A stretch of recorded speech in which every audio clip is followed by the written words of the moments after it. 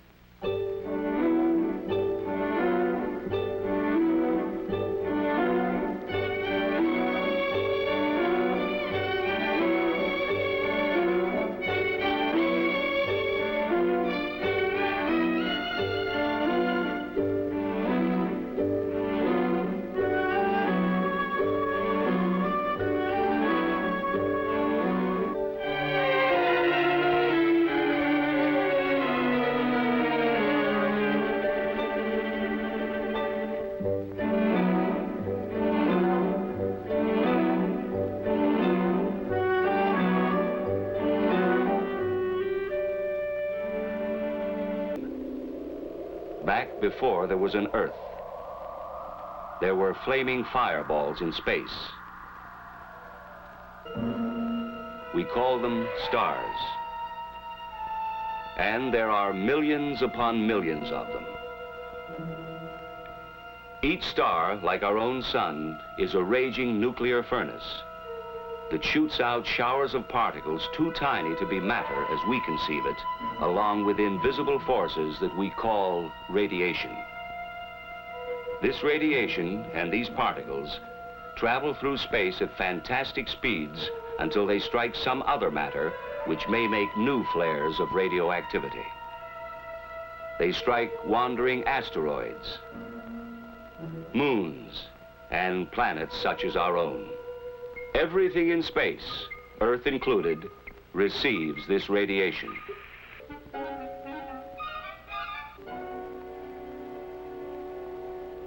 We don't worry about the small amounts of natural background radiation.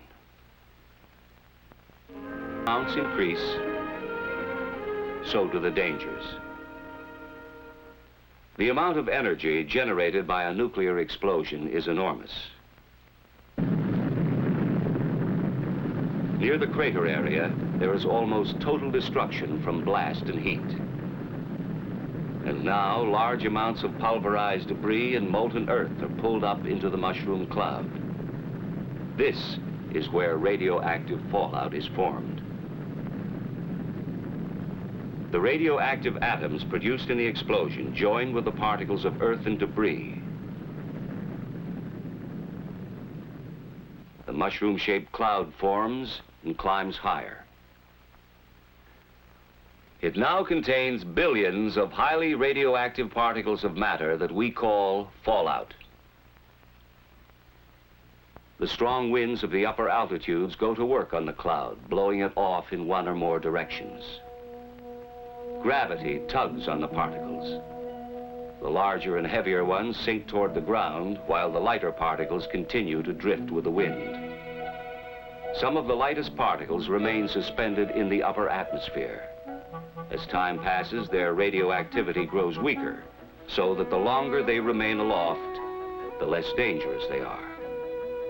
But the heavier particles, spread by high-altitude winds, fall to the ground within 24 hours. Several miles from the explosion, they are about the size of table salt or fine sand. These are the most dangerous, because they carry the greatest number of radioactive atoms and so emit the largest amount of nuclear radiation. Which brings us to an all-important fact. Deadly as radiation can be. And this gives us an invaluable ally, time. Suppose a nuclear explosion takes place at 12 noon. By 1 o'clock, the total force of the residual radiation is at a high level. By 7 o'clock, it's down to 1/10. In 2 days, although still dangerous, it's only 1/100th. But in 2 weeks, it's only 1/1,000th. With this decay rate in mind, consider radioactive fallout conditions which might confront us after a massive attack. Within an hour, fallout would be a serious problem in the vicinity of explosions which occur on or near the ground. By 7 hours after the attack, the fallout area covers more and more of the country as the prevailing winds expand the fallout in a downwind pattern.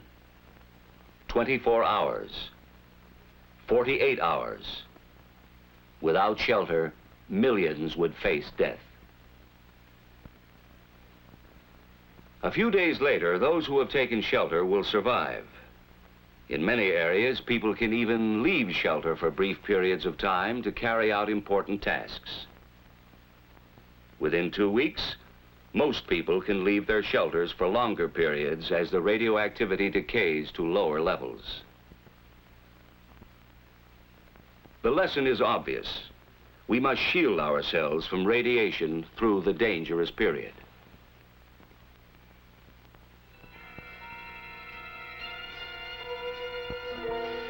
To do this, we need more than time. Fortunately, we have another ally: distance. The greater our distance from the fallout particles, the less radiation we receive. You would receive less radiation in the middle of a tall building than you would receive on the top or bottom floors, because there would be more distance and partitions between you and the source of the radiation, the fallout particles which would cover the roof and the ground around the building. Only an insignificant amount would get inside. And finally, along with decay rate and distance, we have still another and very important ally: mass. When highly radioactive fallout covers our immediate area, we can shield ourselves through the most dangerous period by using the sheer weight of any material.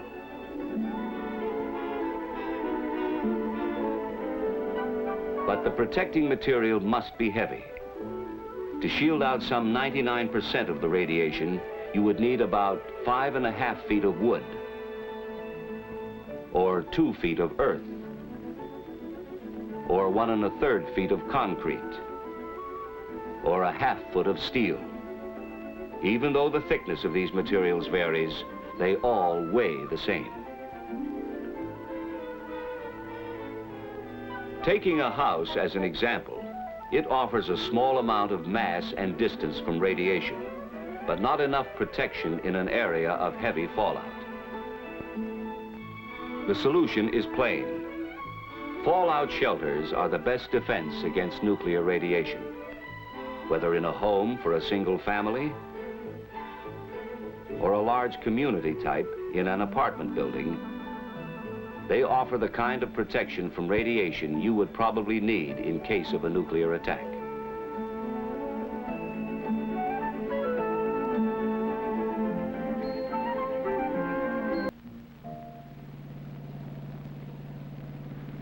The key then is the amount, the total dose of radiation received. We measure radiation the same way speed is measured by a speedometer. Only instead of a speedometer, we have a rate meter, and instead of miles per hour, we measure the rate in Roentgens per hour. We need another to health.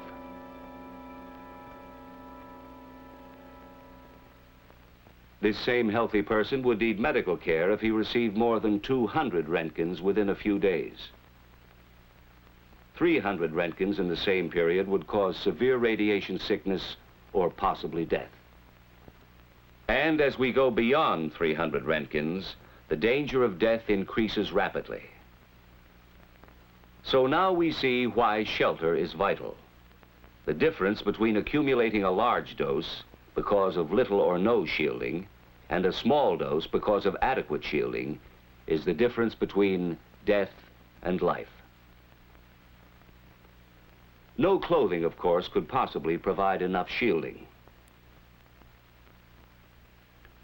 However, if you were to be in the open during fallout conditions, clothing would keep the particles from touching your skin. There is no such thing as a fallout suit, but ordinary clothing would help until you could reach the safety of a shelter. Then the fallout particles can be brushed off and outer clothing removed. If fallout settles on your food, the food itself is not harmed, since radiation damages only living tissue. And you can easily decontaminate it using almost the same methods you use in everyday food preparation. Actually, even if you accidentally swallowed some fallout particles, it wouldn't kill you. The effects, if any, probably wouldn't show up for years. Still, since there is a possibility of long-term effects, such as shortened lifespan, cancer, or hereditary damage, it's wise to remove the radioactive particles by simply washing, wiping, or peeling. But it's vital to remember this: neither water nor chemicals can destroy radioactivity. The fallout particles can only be moved or washed away. Only time can reduce their potency. And what of water? Well, here again, the same rules apply. If necessary, you could drink water containing fallout particles without worry or immediate harm. But chances are you wouldn't have to for long, for water helps to wash itself through the natural processes of sedimentation and filtration. And swiftly moving rivers like this would carry most fallout particles downstream.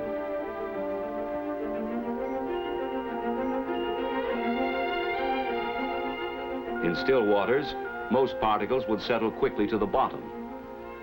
Others might remain suspended in the water for a long time, while a small percent of the radioactivity would dissolve.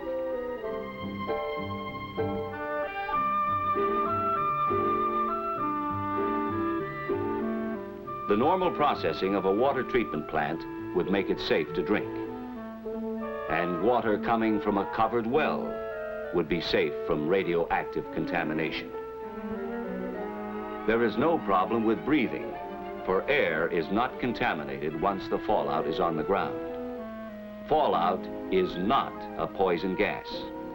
If ventilation is needed in a shelter, a simple inverted U-fitting on a ventilating pipe would keep fallout particles from entering the pipe and getting inside.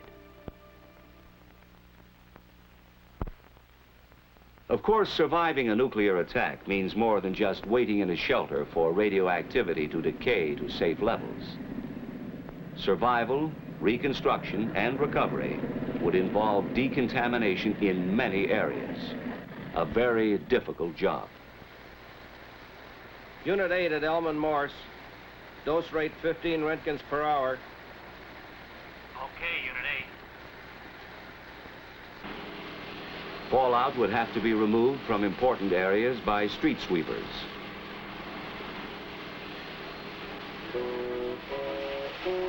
And the remaining particles could be flushed out of the way.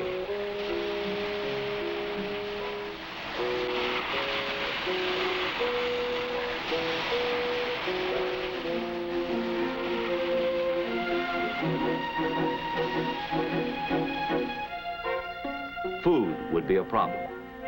After a nuclear attack, we would first use existing food supplies from shelters, markets, and surplus food storage. When fallout had decayed to safe levels, people could begin to work in the fields for limited periods of time.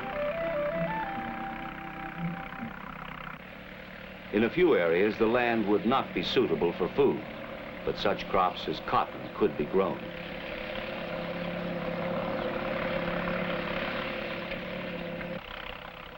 Crops for human consumption would be grown in areas that had received the least fallout.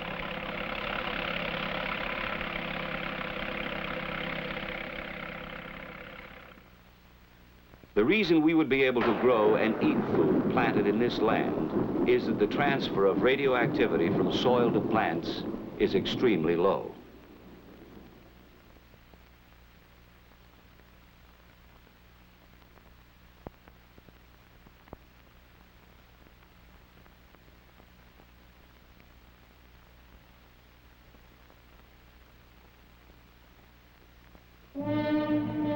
And so, if nuclear attack should ever come, in spite of every effort to avoid it, we must be able to survive and rebuild for the future. But survival can only come through knowledge. The basic facts we must all know are relatively simple. First, there is nothing new about radiation. It has always been with us. What is new is the vast amount we would be exposed to as a result of nuclear explosions. Much of this danger would come to us in the form of fallout. But we are not without personal weapons or defense. One of these is time. Radiation decays, and so we would not have to take maximum precautions indefinitely. Another defense is distance. Radiating particles 50 feet away, for instance, would not affect us as much as particles a few feet away. And our third defense is mass. Any material with enough weight will keep the penetrating rays from hurting us. The greater the weight of the material between us and the particles, the safer we would be. The best way we can use all three weapons of defense is with an adequate shelter, thick enough to shield off a good part of the radiation until it has decayed to safer levels. That's why food remains good no matter how much radiation has passed through it. Fallout accidentally swallowed with water or food will do you no immediate harm, but for long-term safety, it's best to wash, wipe, or peel the food and filter the water. Even if you were caught outside under fallout conditions, ordinary clothing would keep the radioactive particles from touching your skin, but you would still need to find shelter quickly. If we remember these facts, if we act on them intelligently, we can increase our chances of surviving nuclear attack. And the key to survival is adequate shelter. That is why the federal government has a nationwide fallout shelter program. The goal is adequate fallout shelter space for every man, woman, and child. And this goal can be reached. For with knowledge of radiation, we can face the facts about fallout, take action to protect ourselves, and learn how to live in the nuclear age.